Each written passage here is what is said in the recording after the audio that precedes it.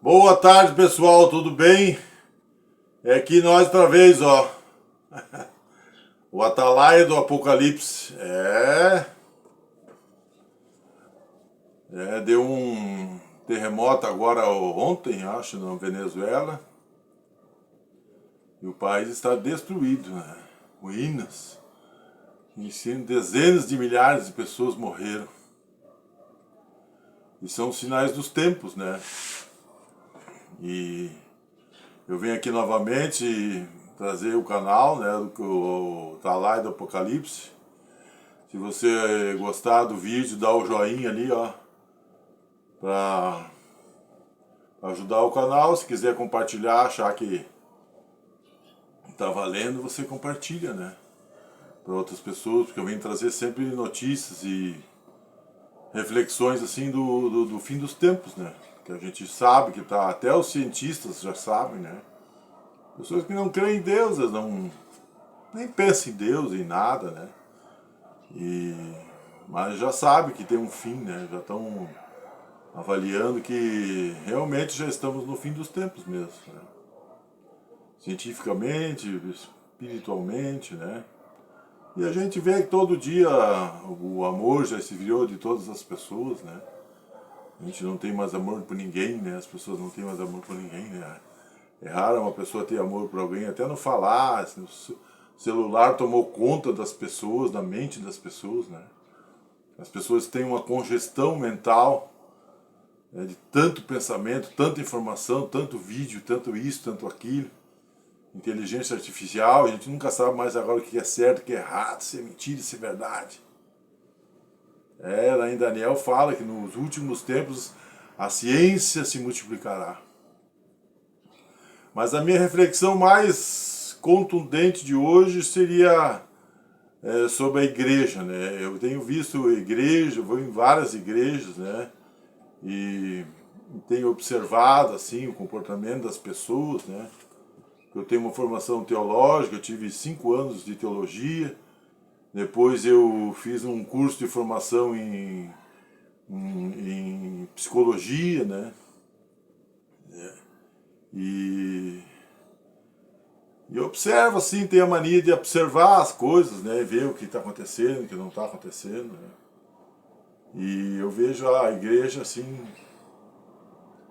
totalmente apagada, né? A igreja está destruída mesmo. Eu me lembro quando eu era rapaz, de um pastor que era um pastor americano, era um pastor bem legal, ele, gente boa, tudo. Daí chegou no tempo dele de ir embora para os Estados Unidos, era de uma cidade que chamava Buffalo, nos Estados Unidos. E a gente gostava muito dele, mas ele era severo, assim, ele puxava a gurizada, assim, para fazer as coisas, né? E na igreja católica tem a primeira comunhão, mas eu era luterano, sou luterano até hoje, né? E na igreja luterana tem a confirmação. A pessoa é batizada, depois ela vai confirmar a fé, se ela gosta, se é aquilo mesmo que ela decidiu, né? Porque essas igrejas reformadas, eles apresentam as crianças, né? Então, é uma divergência teológica que chama isso aí, né? Mas depois desse pastor, eu me lembro que entrou um outro pastor brasileiro, não por falar do Brasil, mal do Brasil, não por isso, só para comentar mesmo, né? Que ele não era americano, nem era alemão, ele era brasileiro, né?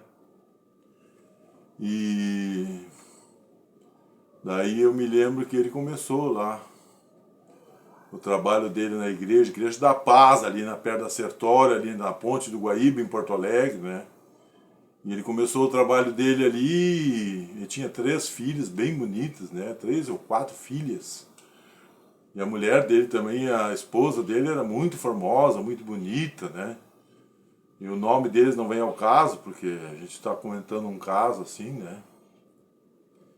E eu sei que esse pastor, ele se viu apertado, porque tinha 4 filhas e morava na igreja, tinha uma casa grande que ele morava na igreja, e daí o que ele ganhava como pastor não dava assim para viver a vida, o padrão de vida que a mulher dele queria, né? E esse pastor então ele pegou e abandonou o rebanho durante a semana e ele pegava e foi vender móveis para complementar o salário dele.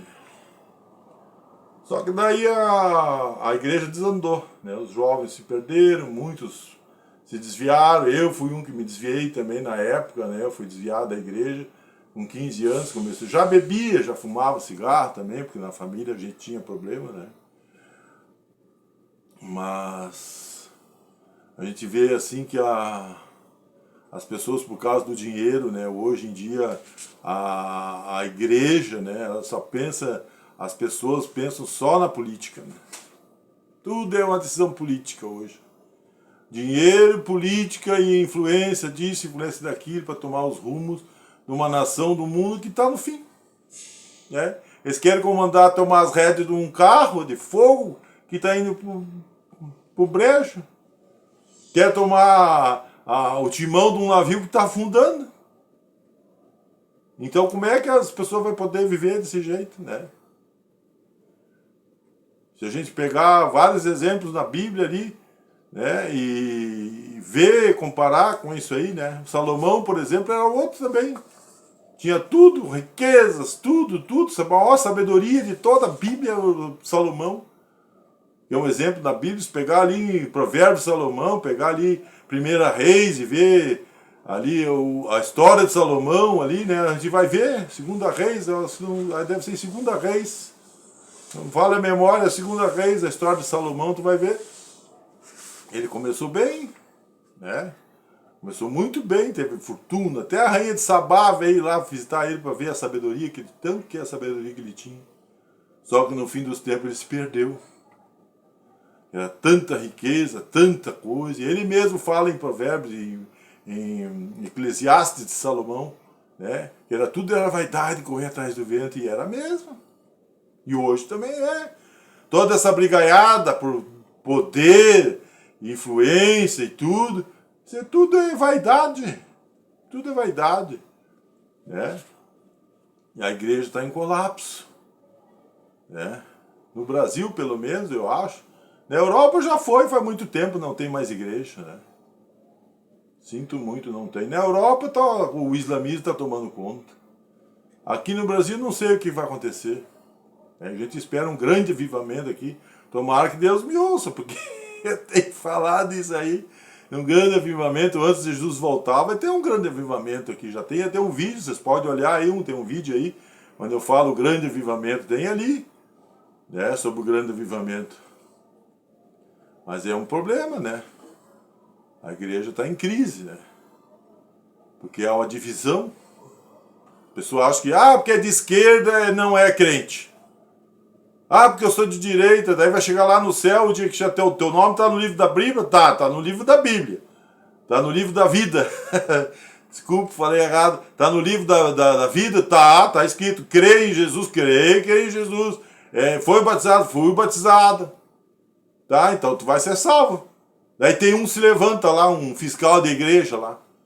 Olha aqui, meu filho, então, o nome dele aqui tá ele é filiado do PT.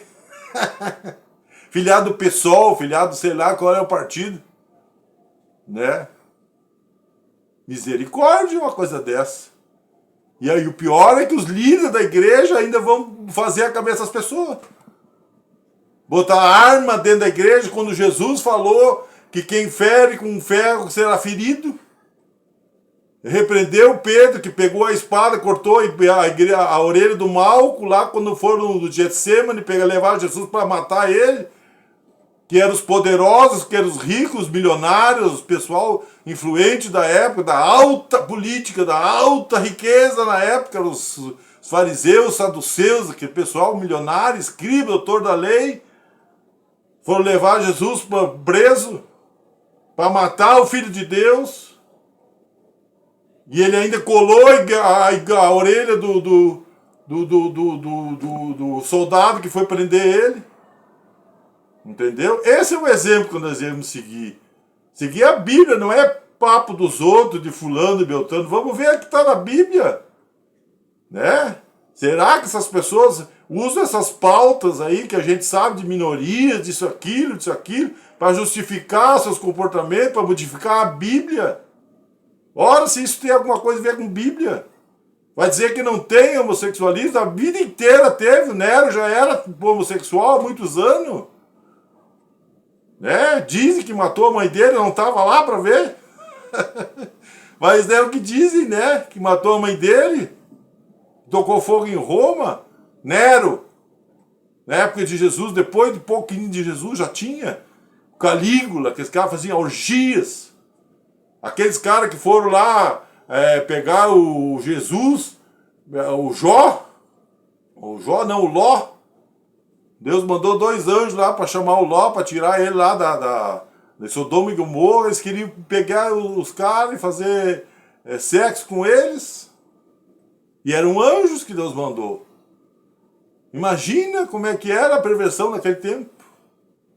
Né? A gente sabe que a perversão está muito grande hoje em dia, né? Esse caso do Epstein que tem aí nos Estados Unidos é uma vergonha.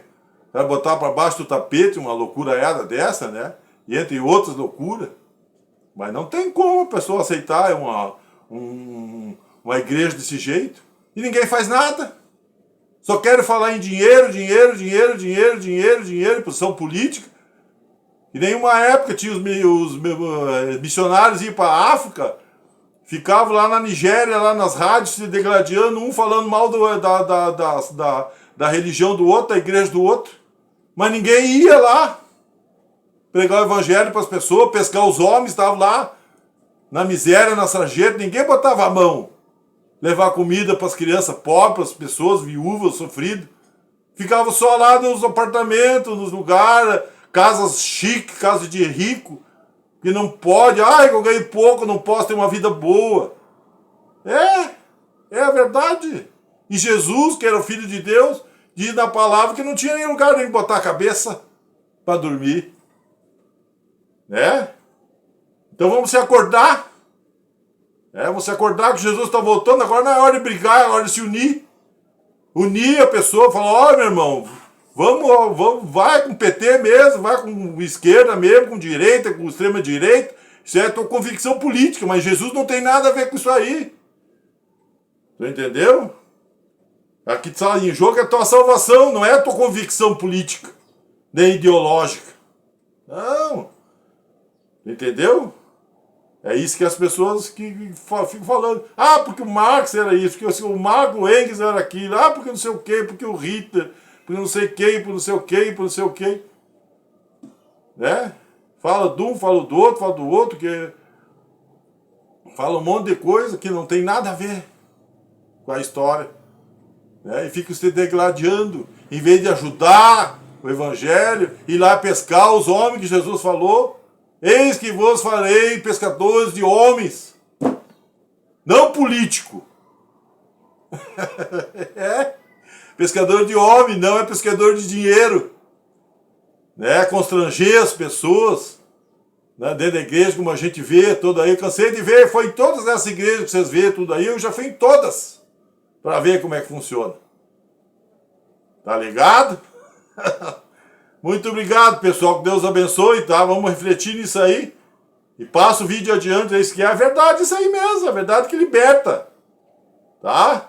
Abençoa aí. Eu sou o presidente do Ministério Convida, que visa tirar as pessoas em vulnerabilidade social das ruas. Então, fazendo um trabalho bom aí, em nome de Jesus.